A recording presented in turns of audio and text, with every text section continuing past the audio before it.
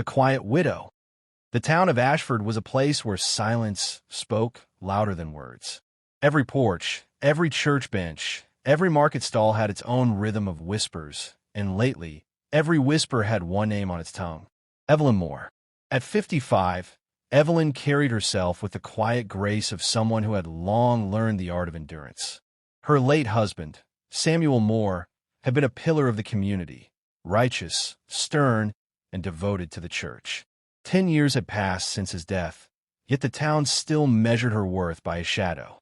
She lived alone in the weathered farmhouse they'd built together, white paint peeling, garden alive with wild roses, a house too large for a single heart.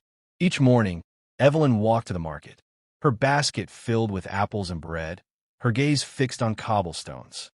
People nodded politely, but their eyes lingered. They whispered once she'd passed. They always did. Rumors began gently, like rain on the rooftops. Then they turned to thunder. Someone claimed they'd seen her faint in the pharmacy.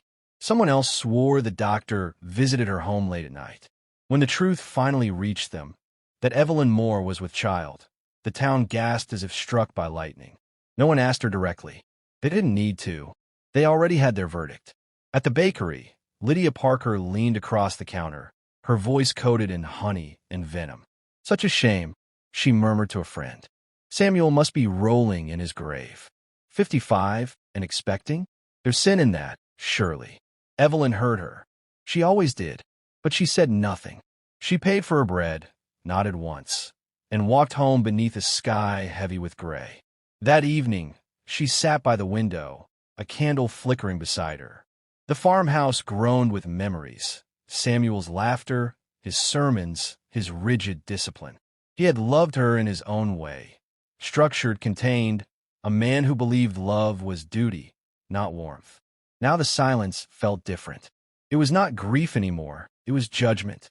Her hands rested on her stomach, a fragile gesture, both tender and defiant. The child was proof of life where everyone saw only shame. She had no intention of explaining herself to those who would never understand. Outside, footsteps paused at her gate. For a brief second, she thought someone might offer kindness. But when she looked out, she saw only Lydia and 2 other women whispering in the dusk, their faces lit by the glow of street lamps. Lydia's voice carried just enough for Evelyn to hear. Imagine, pregnant at her age, disgraceful. She's lost her mind. Evelyn closed the curtains, heart steady but heavy. Later that night, thunder rolled in the distance, a storm crawling across the hills. She lit another candle and opened the old wooden chest at the foot of her bed. Inside were letters, yellowed, brittle, and tied with faded blue ribbon. Most were from Samuel, written in the early years of their marriage. But beneath them lay a single envelope, unmarked and newer than the rest. Her fingers hesitated. The paper still held warmth, as though it remembered the hand that wrote it. She read the first line and felt her breath catch. "If you ever need me again, you know where to find me." The ink was sharp, the handwriting unmistakable. It was from Aaron Blake, Samuel's closest friend, the man who vanished from Ashford after Samuel's funeral. Evelyn hadn't seen him in years, but the memory of that night remained, buried deep in the corners of her heart. She placed the letter back into the chest, sealing it beneath the past. Some things, she told herself, must remain untold. The candlelight flickered against her face, catching the faint tremor of tears she refused to shed.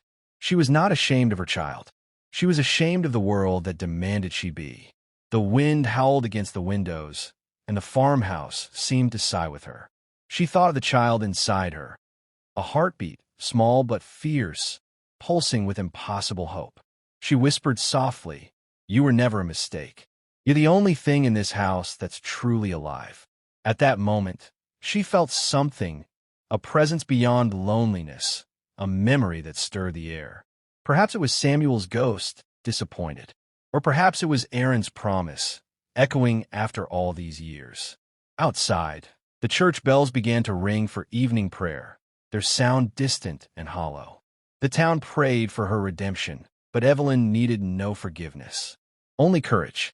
She stood, closed the curtains, and faced her reflection in the window, a widow, a mother, a woman the town could no longer define. Tomorrow, she would return to the market. Tomorrow, the whispers would continue. But tonight, Evelyn Moore allowed herself a fragile smile.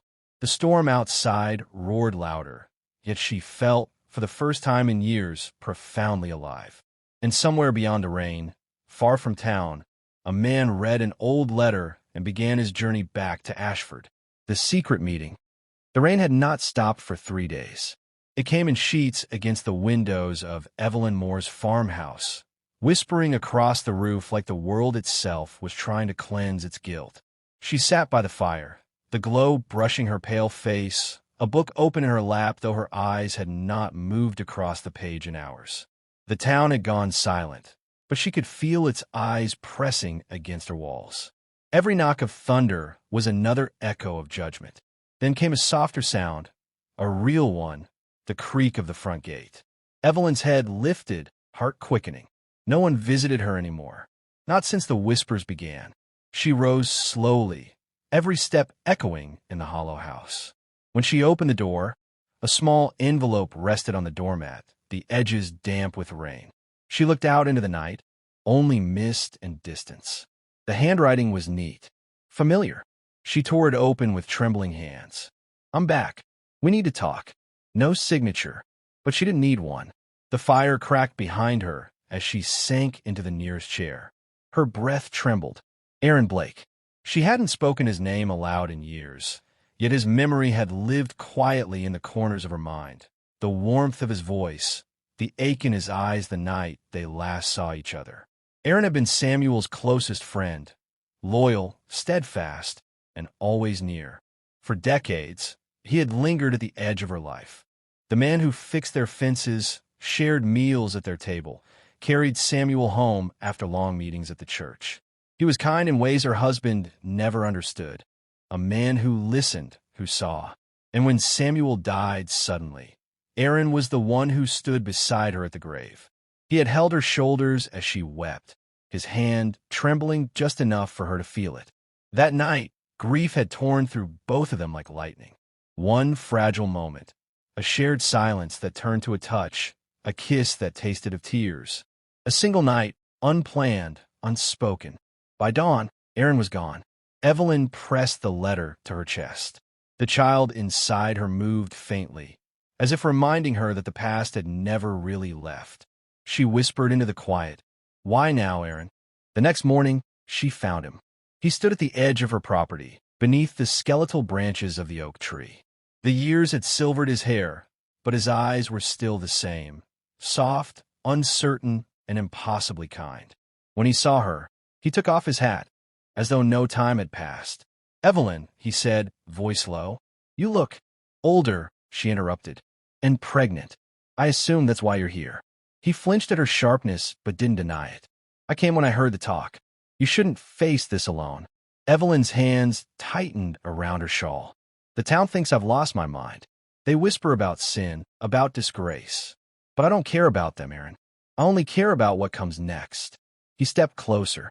Rain dripped from his coat, and for a moment, she smelled the same faint scent of cedar she remembered from long ago.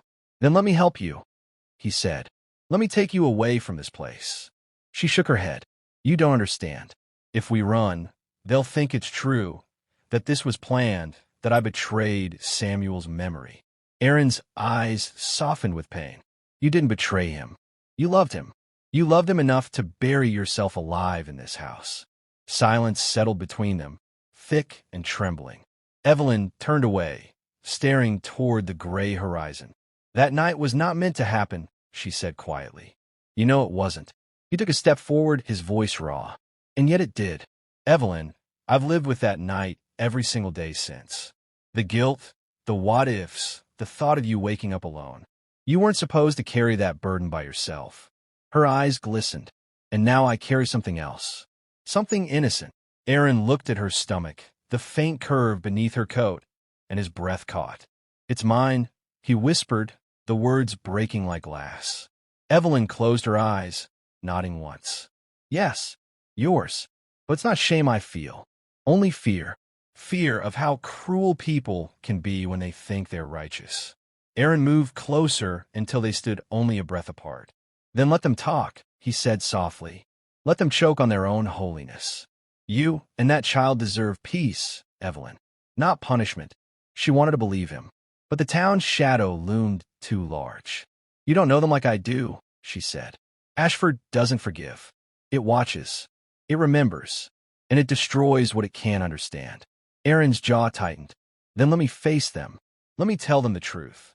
Her eyes snapped to his. No. If you speak, they'll destroy you too. You're still their doctor, their healer. I won't have you bear my shame. It's not shame, he said firmly. It's love. I won't let you stand alone again. For a long moment, the rain fell between them like a veil. Then Evelyn stepped back, voice trembling. Please, Aaron, if you ever cared for me, go. Let me face this. I need to be strong enough on my own. He hesitated, then slowly nodded. You're stronger than you know, he murmured. But if you ever need me again, she finished for him, her voice breaking into a whisper. I know where to find you. Aaron turned and walked into the rain, fading into the mist as if the earth itself swallowed him whole. Evelyn stood at the doorway, tears blurring her vision, hand resting over her heart. When she finally closed the door, the letter lay on the table beside the candle, edges curling from the fire's heat. She let it burn. But even as the ashes drifted upward, a quiet certainty filled her chest. This was not the end. It was only the beginning of the town's reckoning, the town's wrath. Ashford had always prided itself on being righteous, a town where everyone attended Sunday service, where morality was recited like scripture and secrets were as rare as mercy. But righteousness, when wielded like a blade, cut deeper than sin ever could. Evelyn Moore had become that blade's edge. By the second week of spring, her name had turned from curiosity to condemnation. The whispers no longer hid behind cupped hands. They echoed in open streets, carried by the sharp tongues of those who had never missed a sermon. At the marketplace, where she once exchanged smiles for loaves of bread, people turned away. Lydia Parker stood near the apple stall, voice loud enough for all to hear. It's shameful, she declared, to bring a child into this world with no husband, no decency. She mocks everything Samuel stood for. Evelyn didn't respond. She never did. Her silence only deepened the town's appetite for cruelty. To them, her calmness was arrogance, her quiet grace, guilt. By afternoon, she found her gate marked with red paint, a crude cross drawn by trembling, righteous hands. Beneath it, a single word, sinner. She stood before it for a long moment, the word reflecting in her eyes like a wound. Then she took a cloth, dipped it in water, and wiped the mark away. Each stroke of her hand was steady, deliberate, a small act of defiance against a world determined to break her. That evening, she lit the fireplace and sat alone, her hands resting over her growing belly. The child kicked softly, a small miracle inside a storm of judgment. They don't know you, she whispered. They don't know what love can survive. But outside, Ashford's patience had run thin. Father Thomas arrived the next morning, his black coat soaked from rain, his face drawn in quiet sorrow. He was one of the few who hadn't condemned her openly. His voice carried the weariness of a man trying to hold together a fraying congregation. Evelyn, he said gently, standing at her doorway, the council wants you to speak. They believe confession would ease their unrest. She gave a brittle smile. Confession for what? For feeling alive again. People talk, he replied softly. They believe you've fallen astray. If you would only explain. Explain. Her voice broke, calm but fierce. Would they listen, Father? Would they hear a widow's heart or only a sinner's name? He said nothing, only lowered his gaze. They plan to act if you don't come to them. Please, don't let them decide for you. Evelyn's resolve faltered for a moment. The weight of the town's hatred pressed against her chest. And what would you have me say? She whispered. That love visited me once and left behind a heartbeat. That grief made me human again. Father Thomas met her eyes, full of a pain she recognized, compassion chained by duty. I would have you tell the truth, he said simply. That night, Aaron came again. He appeared at her back door, soaked to the bone, eyes dark with worry. "I heard what they're planning," he said. "They want to exile you from the parish. Some even speak of taking the child once it's born." Evelyn's blood ran cold. "They wouldn't dare." "They would," he said bitterly. "Ashford fears what it can't name. They see your child as sin made flesh." She sank into a chair, trembling. "Then what should I do, Aaron? Run? Hide? I won't give them that victory." He knelt before her, taking her hands. "You shouldn't have to fight alone." Her eyes filled with tears, though her voice remained steady. "You think I'm fighting for myself. I'm fighting for him." She placed his hand against her stomach. "For what we made. For something pure in a world that's forgotten what purity is." Aaron's throat tightened. "Then let me protect both of you." Evelyn shook her head. "No. If they find out you're the father, they'll destroy you too. You still have a life here, a name they respect. Don't lose it for me." "I lost it the moment I walked away years ago," he said quietly. She looked at him, really looked, and saw a man still haunted by love and guilt in equal measure. For the first time, she allowed her hand to rest against his cheek. "Then stay tonight," she whispered. "Not as a secret, as a goodbye." He hesitated, then nodded. They didn't speak after that. The night carried their silence like a fragile truce. But dawn brought no peace. A stone shattered her window just after sunrise. Evelyn rushed to the porch, heart hammering. On the ground lay a note scrawled in red ink. "Leave before we make you." Aaron came running from the barn, fury flashing in his eyes. "That's it," he said. "We're leaving today." Evelyn picked up the note, her voice breaking into a whisper. "No, I was born here. I'll die here, but not in shame." She turned toward the crowd gathering at the end of her lane. Faces she had known her whole life, now twisted with self-righteous anger. Her shoulders straightened. Her voice, when she spoke, was calm. "If they want to see sin, let them look in the mirror." The wind rose, scattering the letter from her hand. It vanished into the gray morning sky, carried toward a town that believed it knew righteousness, and a woman who finally stopped fearing it. The man's secret. The morning came wrapped in silence. Ashford streets, once alive with whispers, had gone still after the night's violence. Smoke from Evelyn's broken lamp still lingered faintly in the air, and shards of glass lay glittering like frost along her porch. Inside the farmhouse, she sat beside the fire, exhausted but unbroken. Aaron hovered nearby, pacing, his every movement heavy with the weight of unspoken truth. Evelyn's hands rested protectively on her stomach. The child stirred again, a soft rhythm of life amid the ashes of fear. "They'll come again," she said quietly. "Hate doesn't end in one night." Aaron stopped pacing. "Then I'll tell them everything," he said. "Let them turn their anger toward me.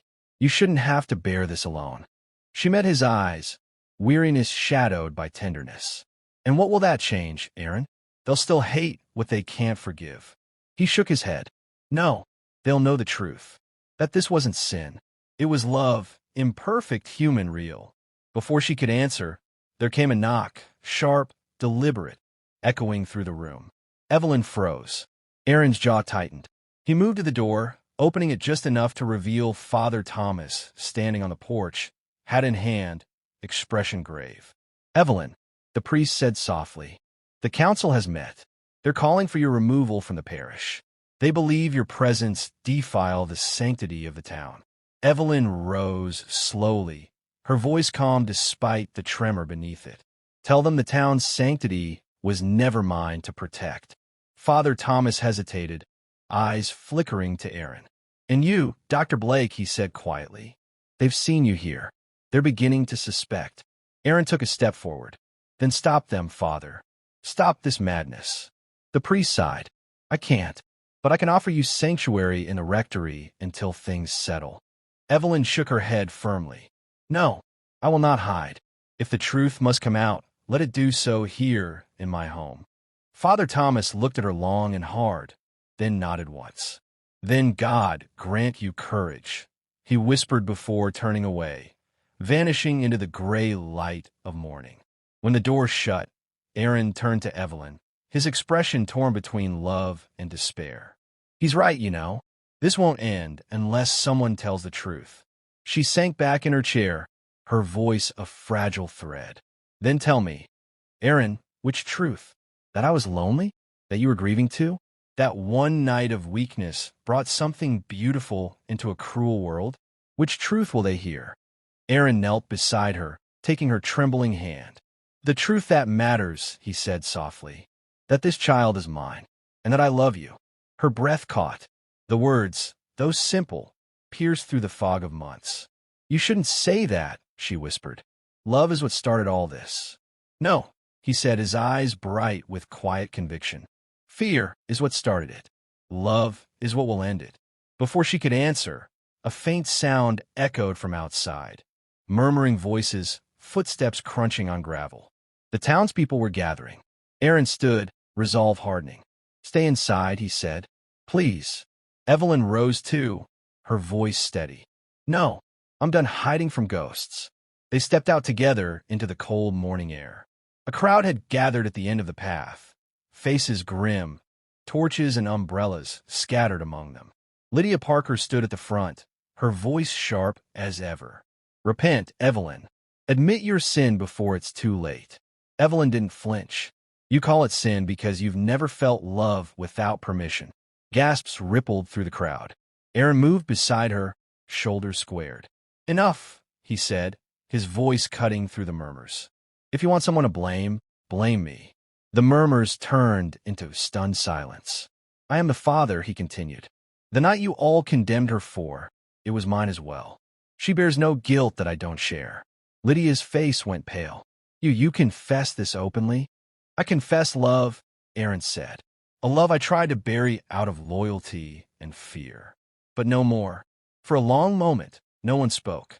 Even the wind seemed to pause. Then Father Thomas stepped forward from the edge of the crowd. His gaze moved from Aaron to Evelyn, then to the child beneath her heart. You've told the truth, he said quietly. Let God judge what men cannot. The tension broke like glass. Some turned away, others whispered angrily, but no one moved against them. The mob dissolved slowly, leaving only the whisper of rain and the faint toll of distant bells. Aaron turned to Evelyn, his breath unsteady. It's done, he said. They know. Evelyn's eyes shimmered with tears, relief, sorrow, love entwined. You didn't have to do that. He smiled faintly. Yes, I did, because there's something I haven't told you. Her heart stilled. What is it? I'm dying, Evelyn, he said softly. The doctors call it a failing heart. I came back not for forgiveness, but to make sure you and the child would never face this alone. For a long time, neither spoke. Then Evelyn reached for his hand and placed it against her stomach. Then you'll live here, she whispered. In him. In us. He smiled, faintly, peacefully. That's all I ever wanted. Weeks later, the town's anger faded into uneasy silence. Aaron's health declined quickly, and on a quiet evening, he passed away beside her, his hand still in hers. Evelyn gave birth not long after. A son, small and perfect, his eyes the color of a fading storm. She named him Samuel Aaron Moore, blending past and present, grief and grace. Years later, the farmhouse stood the same, but its walls were filled with laughter. Evelyn often sat by the window, her son asleep nearby, and whispered to the dusk, You were born of love the world could not understand, but love nonetheless. And as the sun dipped behind the hills of Ashford, the once shamed widow smiled, knowing that redemption had never come from the town's forgiveness, only from her own.